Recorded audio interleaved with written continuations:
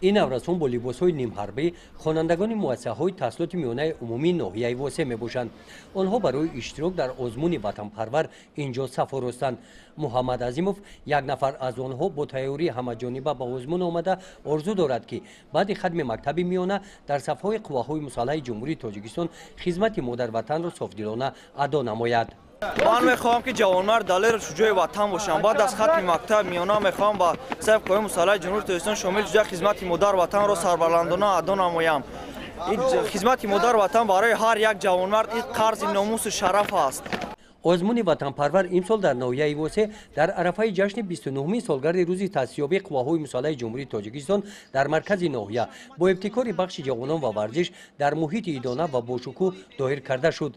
در خدمت رسمی چاره‌بینی جانشین رئیس ناحیه واسه، مدیر شعبه معارف ناحیه، مدیر بخش کار با جوانان و ورزش در ناحیه واسه اشتراکچیان را بخشیده به 29 سالگرد روز تأسیسیابی قواهای مسلح جمهوری تاجیکستان تبریک نموده با آنها برای کامیابی آرزو کردند. سپس آزمون شروع گردیده نورسان از روی شرط‌های زیرین سفارایی فردی، آماده باش، صف کش، سفارایی به طور نظامی، قدم زنان از نزد منبر گذشتن به سرود و با سرود، سوال و جواب‌ها عاید به آمادگی دفاع حربی، سرود سرباز، رسم بهترین و انشای بهترین مهارت خود را نشان دادند. رفت آزمون از جانب هیئت حکمان، نمایندگان مقامات اجرایی حکومت دولتی ناحیه، بخش جوانان و ورزش، شعبه معارف ناحیه، کمیته اجرایی حزب خلقی دموکراتیک تاجیکستان، نمایندگان تشکیلات جمعیتی مددگار مدافع بهاگذاری کرده شدند.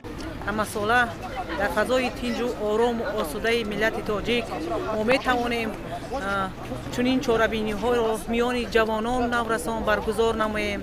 امروز بخشیده به 29 سالگرد تأسیسیابی روز قواهای مسلح جمهوری تاجیکستان مسابقه حربی ورزشی را میان ختم کنندگان مؤسسه‌های تعلیمی ناحیه در مرکز ناحیه برگزار نمودیم و غالبان را در اینجا معین نمودیم و با آنها را برای اشتراک در مسابقه ولایتی پیشنهاد می نماییم.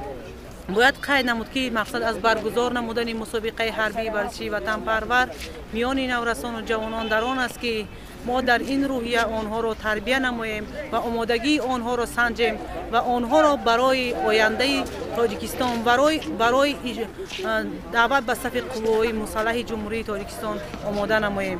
در جنبست آزمون غالبان از جانب بخش کار با جوانان و ورزش با تحفه‌های مالی و سپاسنامه‌ها قدر کرده شدند. گزارش خواجه نظریف خدای نظر ظهوروف از ناحیه واسه برای برنامه اطلاعاتی نوید.